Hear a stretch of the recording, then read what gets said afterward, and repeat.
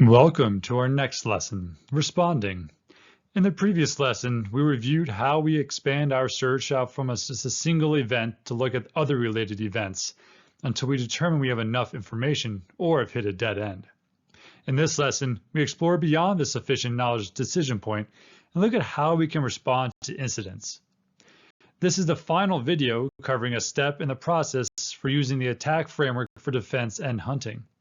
After this video, there will be a video summarizing all the content and bringing it all together. Now that we have determined we have sufficient knowledge to take action, we need to start looking at what we want to do about the information we have found thus far. But before we actually take action, we first need to understand what our objective in doing so is. There are many different responses we could potentially take, and in this video we cannot go over all of them, as we highly network, tool, and organization dependent. Rather, we'll go over a couple different categories of possible responses and discuss what we might try to achieve with these particular options. You will also need to consider what the possible impacts of different responses are, both positive and negative. Lastly, we'll look at how we can pre-plan response actions in playbooks in order to make our response actions more timely.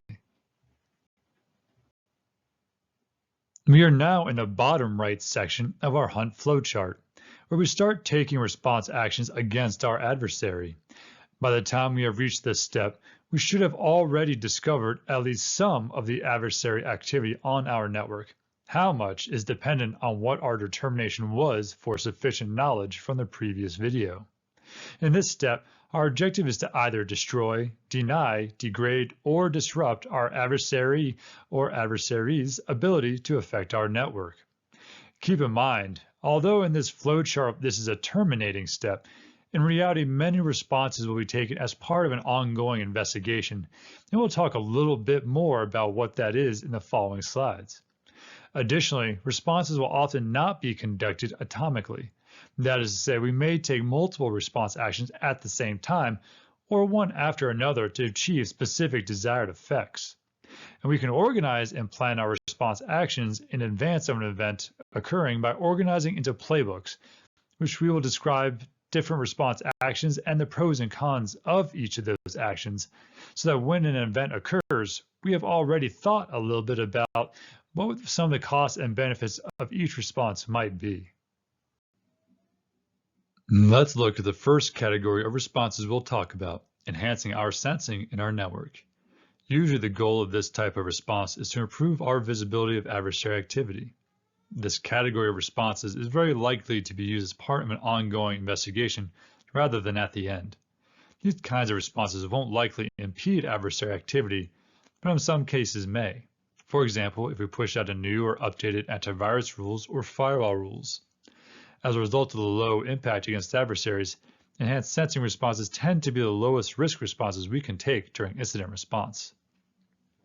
There are tons of examples of how this might look like in different organizations, but some examples are things like pushing out a new sysmod configuration to capture more behaviors from the endpoint level, or deploying packet cacher and a NetFlow device for observing inter-enclave communication, whereas before perhaps we were limited to observing at the perimeter. Or maybe we've acquired a new endpoint detect and response tool that allows us to capture and potentially prevent additional techniques from occurring. If we think back to our previous step, we asked ourselves if we had sufficient information to respond, and the outcome of that decision might be we need additional information that we don't have available. So our response in that case will be to increase our ability to sense and detect adversary activity, then have that feedback into our hunt flowchart or perhaps further back into our V diagram, where we can build new analytics to detect new adversary activity. The next category of responses we will look at are responses that are aimed at containing the adversary. These are often intended to impede the adversary's ability to move laterally or further spread throughout the network. It is often taken as a preceding step before trying to root out the adversary of an environment. This can include things like isolating impacted systems from the rest of the network, be it physically or virtually, deploying firewall rules to prevent further command and control of affected systems, effectively cutting off adversaries' ability to control compromised systems, or resetting compromised credentials to prevent their further use. Ideally, When we take this kind of response, we have a complete picture of at least where the adversary is, if not everything they have done, within our environment during the intrusion. If not, we tip our hand that we know not only that they are present within the environment, but show them which systems and credentials we know are affected. If this does not account for all terrain compromised by the adversary, then they may respond by changing their TTPs, making it harder for us to find them again. Eradication responses are almost always going to be taken at some point during an intrusion, and usually after containment has been performed. The goal of eradication, as the name would imply, is to remove the adversary from the environment entirely. This is a prerequisite step to eventually recovering from the intrusion itself. Some of the steps taken during eradication would also be considered part of recovery of the network. For example, re-imaging of affected host infrastructure, resetting affected credentials, replacing compromised files, rebuilding hardware, and updating policies and configurations to prevent a reoccurrence. In the context of eradication, re-imaging systems and resetting credentials seeks to clean the environment of the presence of the adversary or resources that the adversary can use. As I mentioned in the previous slide, eradication without complete knowledge of the scope of the intrusion is doomed to failure, or at least not being a complete success. If we attempt to eradicate an adversary from the network and only remove part of their control, they can come back later and we have to repeat the process all over again. This is why the question of sufficient information and ultimate goal is such an important one to answer before taking a response action. There are many examples out in the open source community of instances where adversaries were thought to have been wiped out but never were. Rather, they lingered on either in some subnet or had established persistence mechanisms in a component that was not thought of by the incident responders. But what if we have a different objective in mind than trying to just remove the adversary from our network? What if we want to gain, specifically, more intelligence about them or their activities or the TTPs they use? In that case, we may take what we could consider an intelligence gathering response. And this may be conducted along with other responses, for example, partial eradication. When considering intelligence gathering, eradication, or containment responses, we often had to think in terms of cost and benefit of allowing the adversary to persist in our environment versus taking action now. For this reason, when doing an intelligence gathering response, you also try to do so while minimizing the risk that we leave in the environment. So, for example, we may seek to remove the adversary from critical systems or prevent them from getting access to critical systems they have now reached, but let them continue operating in less critical areas where we are willing to accept some degree of risk in order to observe them further. This is also a response category where deception techniques and honey-nets and honeypots may fit. These deception techniques allow us to potentially control where the adversary goes or systems they're accessing in order to, 1, mitigate the risk to real systems, but also 2, to put it in a more controlled environment where we may have additional sensing. We may also use targeted eradication responses in order to force the adversary to change TTPs in order to observe how they change in adverse conditions. You could also set up a tap on a network device, for example, in order to listen in on their command and control communications in order to assess the full scope of the intrusion or identify any potential objectives that they may be trying to achieve. This can be a dangerous game as we are potentially giving the adversary an opportunity to further cause damage within the environment. However, sometimes the knowledge gained is worth the risk. Now we move into a more miscellaneous collection of responses. As I mentioned before, we're not going to attempt to cover all possible response options here, as it is dependent on many variables. But some additional examples of responses we can take are moving to a deception environment or placing deceptive information throughout our network.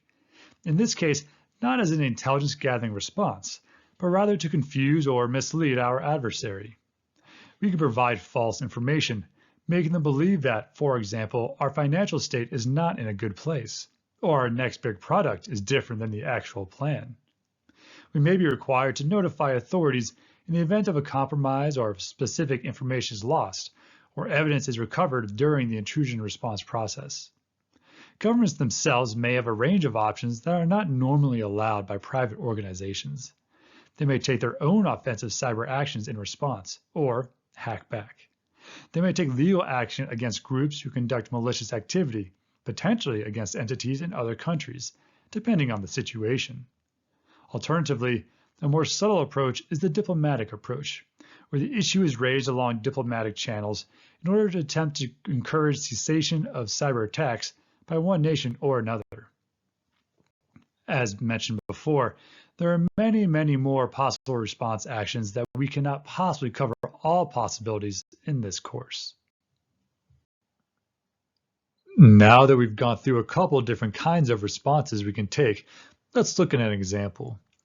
In this example, we have identified a number of hosts of ours that have been compromised, indicated by the blue circles, by an adversary indicated by the red circle. A variety of techniques have been used by the adversary to traverse our network, including spear phishing, RDP, PowerShell, and others. Additionally, we have a custom tool connecting back to our adversary, as well as what appears to be exfiltration occurring over SSH. We can see from this diagram that the adversary is effectively using host 1 as a staging point for conducting activity throughout the environment. From there, they go from host 1 to host 2 and 4, before then moving on to host 3. We have determined we have enough information to start responding to the incident with the intention of first containing, then eventually eradicating it. There are many possible responses we could take. Let's start with severing what appears to be the command and control method from host 1 to red 1. We do this by implementing a firewall rule to block that specific traffic. Now the adversary is unable to control assets they have within the environment, effectively containing the breach. Next, we want to stop the transmission of data being actually transmitted from host 3 to red 1, and so similarly implement a firewall rule to block SSH traffic outbound to red 1. With the actual transmission channel blocked from host 3, we then follow up by resetting that system in order to ensure the adversary's presence is completely removed.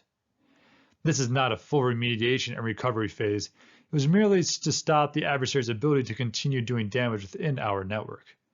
Now, this does not mean that they could not get back in if they want to. We have not cleaned up the tool that's still residing on host 1. That tool could, for example, have a fallback protocol that it uses to attempt to reestablish command and control if it is blocked, like we have. While we haven't completely remediated the incident, we have imposed a certain degree of cost on the adversary if they want to continue their activities, and it gives us some space and time to complete the remediation. Let's look at an example playbook that includes some of the actions we took on the previous slide, specifically against host 3, which was sending data to red 1. In this example playbook, we identified TTPs, the various response actions that we have pre-planned to be executed, our anticipated effectiveness of those response actions, what risk response actions may entail, and the outcome we had anticipated by taking those actions. As you can see in this excerpt from the playbook for the tactic of exfiltration, we have 3 possible response actions pre-designed. The first one is to block the perimeter port, which is what we did in our example. We've rated the likely effectiveness of this response as being medium, because we know that it is circumventable by an adversary that changes the port or protocol used. We also rate the risk as medium due to other services potentially using the same port, which may negatively impact our network services. And the outcome we anticipate is that the adversary will be unable to exfiltrate data from the network, unless they circumvent it, of course. Our second response option is to deploy packet capture to a network interface between host 3 and the perimeter of the network. We rate the effectiveness as high, so we are very confident this will achieve our objective, which is to gather intelligence about what data has been captured for us to do a risk assessment. And because this is a passive method of monitoring, we anticipate the risk of doing so as low, as it does not impact services, nor is it likely to be noticed by the adversary. Our last response option is to wipe the infected host. We anticipate this will be very effective in preventing further exfiltration from that device, as well as removing the adversary's presence from that device. However, it has a very high impact, as users may lose data or access to that system for some period of time. And the outcome we anticipate is that the terrain will no longer be accessible by the adversary for the use for exploitation or other purposes. As you can see, we have a range of options with varying levels of effectiveness and risk and their anticipated outcomes.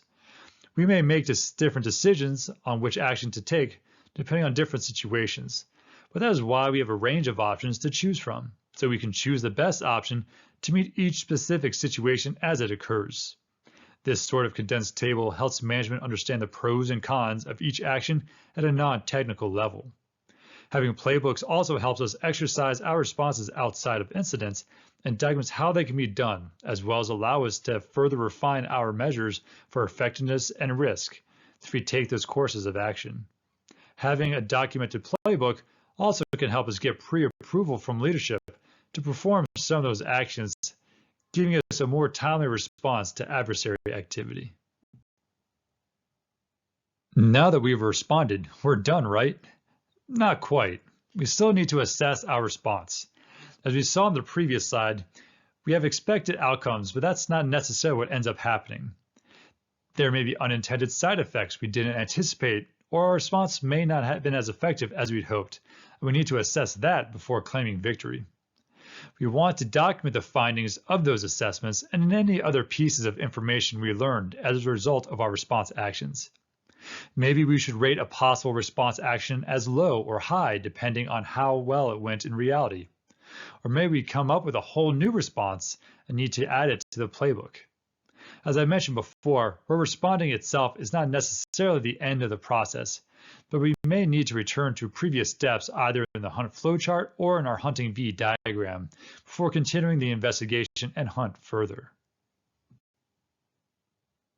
In this lesson, we discuss where in the hunting process responding fits in and some options for how we may go about responding. We looked at some possible goals of different kinds of responses and talked about various pros and cons that those may entail. We also saw how responses and playbooks can be used when responding. In our next and final lesson, we're going to bring all the lessons we've learned in these past 12 videos together and give you a kind of final summary of everything you've learned and how it all fits together.